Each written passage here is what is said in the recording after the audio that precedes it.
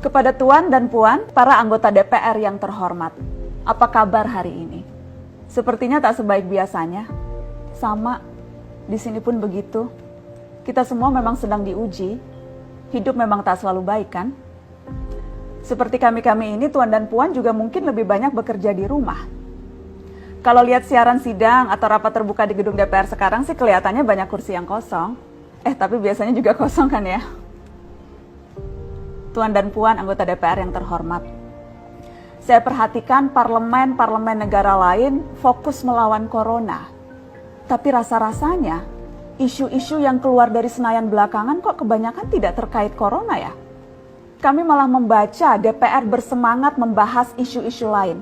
Contohnya, rancangan Undang-Undang Cipta Kerja yang banyak ditolak karena dinilai mementingkan kepentingan investor di atas kebutuhan pekerja. Presiden Jokowi pekan lalu sempat menyatakan pemerintah dan DPR menunda pembahasan salah satu klaster di rancangan undang-undang itu, klaster ketenagakerjaan.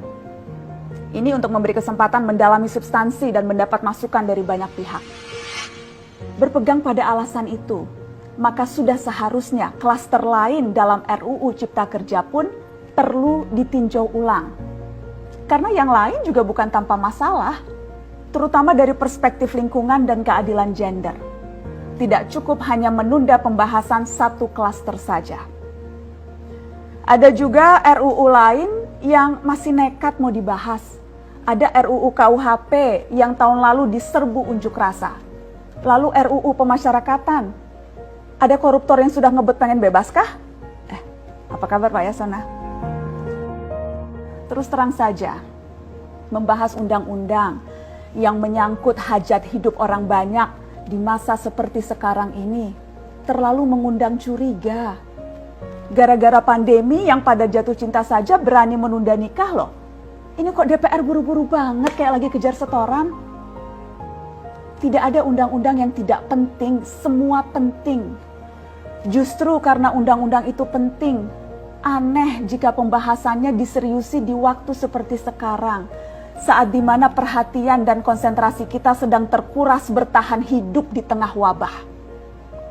Produk hukumnya pun berpotensi cacat bila tidak memenuhi ketentuan, dan rasanya belum ada aturan pembahasan RUU secara virtual. Jika ngotot menuntaskan Omnibus Law, atau RUU KUHP, atau RUU pemasyarakatan, jangan salahkan jika ada yang menilai DPR tidak menjadikan perang melawan corona sebagai prioritas. Saya percaya setiap tindakan dan keputusan di masa krisis mencerminkan skala prioritas. Atau memang inikah prioritas wakil-wakil rakyat kami saat ini? Bikin ribut juga jelas tak seharusnya jadi prioritas. Satgas COVID-19 DPR kemarin dikabarkan mengimpor jamu ilegal dari Tiongkok secara besar-besaran untuk pasien positif virus corona. Satgas kemudian membantah itu, katanya ini diproduksi di Jakarta dan merupakan sumbangan Wakil Ketua DPR RI Sufmi Dasko yang akan dibagikan gratis ke berbagai rumah sakit. Kemudian dikabarkan juga jamunya mengandung bahan berbahaya dan belum terbukti klinis. Satgas lagi-lagi membantah, katanya sedang proses mendapatkan izin edar di Badan Pengawasan Obat dan Makanan. Sedang itu berarti belum kan ya?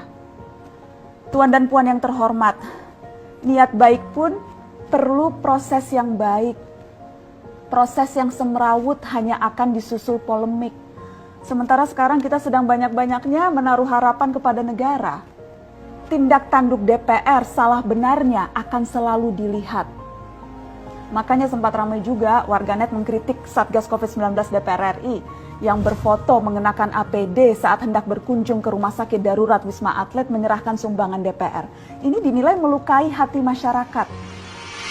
Tenaga medis kita saja bertaruh nyawa benar karena kekurangan APD.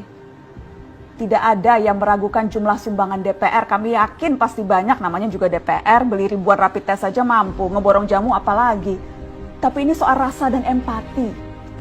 Kecuali ya, kalau yang dipakai anggota DPR itu APD yang lain, alat pelindung dewan. Salam hormat dari kami yang kalian wakili.